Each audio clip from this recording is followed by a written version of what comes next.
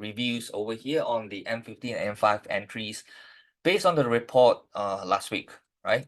Here's some just to let you know. Now, we've talked about the dollar index going up, right? And as it rises, I say you have to check out price action at 104.60. So price came to the 104.60 zone right here. And then if it consolidates, it can trade higher. But look at this. On the M15 chart, if you look at it, price pushed down right over here. It came down, second push down, right? In an impulsive manner.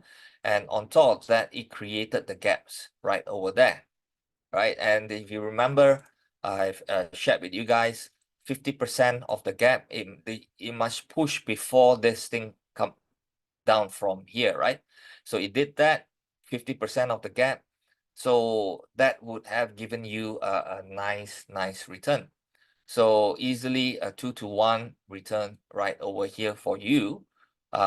Before the eventual, right now I think it started to move up again, but you have already secured at least a 2-to-1 right now over here as well already. So that was one entry here. Another entry would be the euro, and I asked you to check out the price action at 1.0830, right? So this was the 1.0830 zone. First push up, second push up, and then the correction pushed up. So what happened over here? Price pushed up above this level right over here, and you can see this is an impulsive move.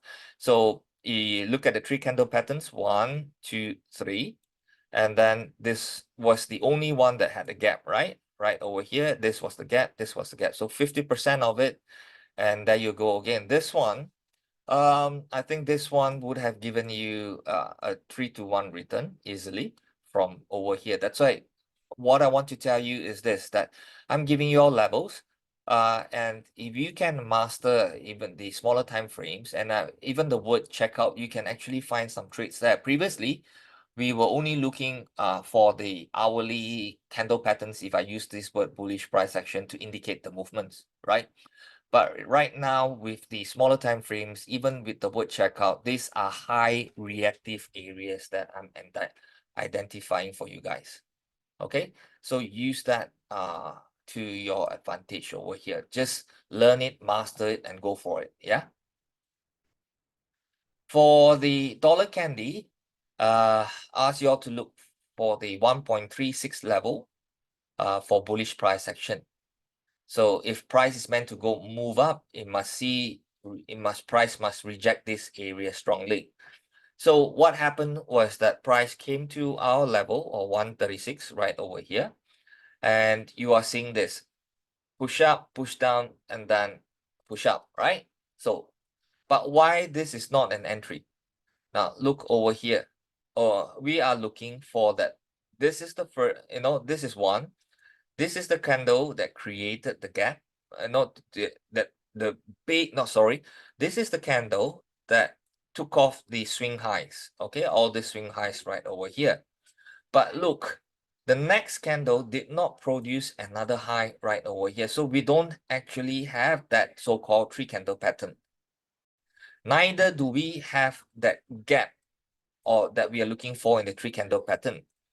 So price came down straight away and then started moving up, taking its time, right? So this is the area that I wouldn't choose this area for entry. But if you can see, there are situations where it came down even to this 50% and it moved up. But this is hindsight already. I wouldn't take this entry because it did not make that third candle right over there. Yeah. Okay.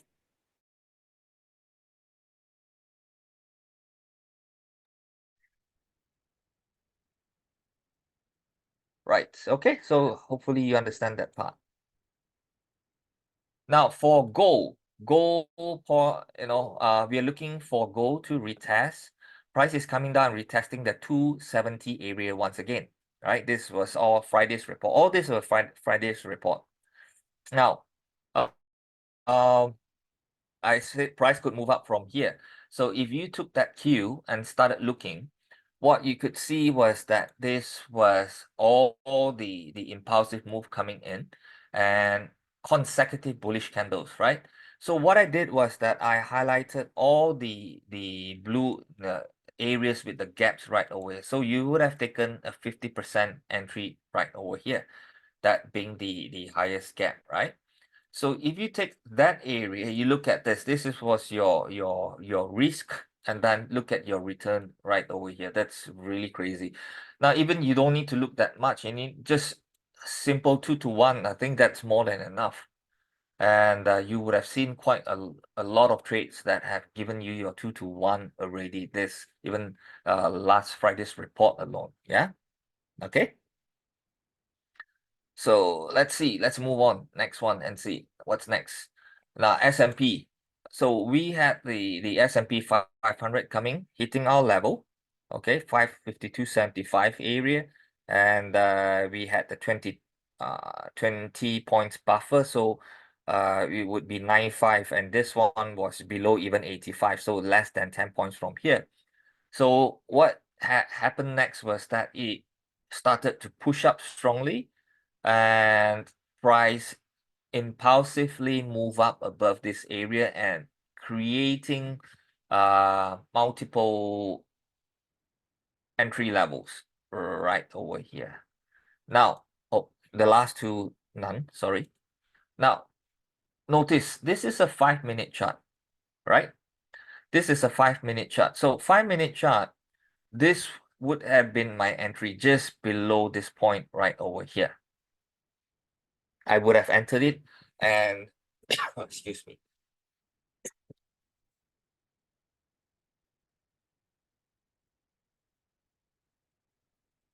Sorry, I had to drink water.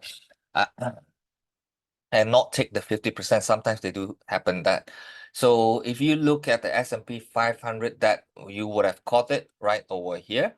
Your stop loss will be here, and yeah, it's moving upwards towards the direction that we are heading towards to as well.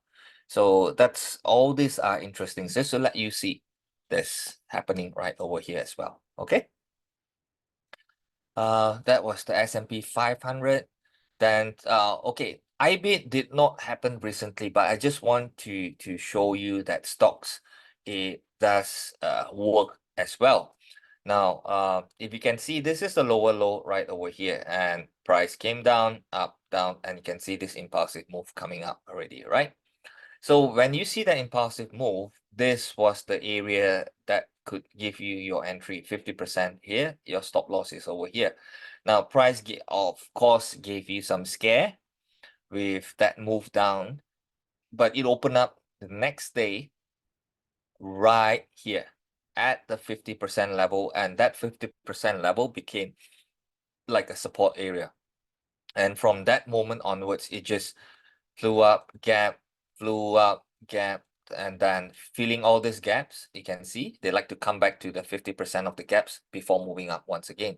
So I purposely want to put it up over here so that you can really understand and see this whole thing happening as well in stocks.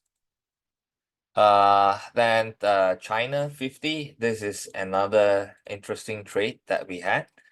So China 50 here, it traded to our monitor area to 12450 and move up from there, right? So 12450, that's here. I think that one was on the not the Friday's report, but the Wednesday's report. Okay, so this was the low, pushing up, closing above the swing, impulsively creating the gaps.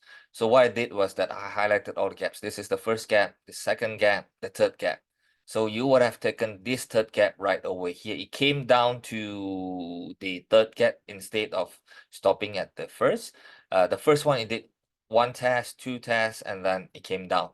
But nevertheless, with stop losses right over here, even with here, you would have almost a 2 to 1 return as well.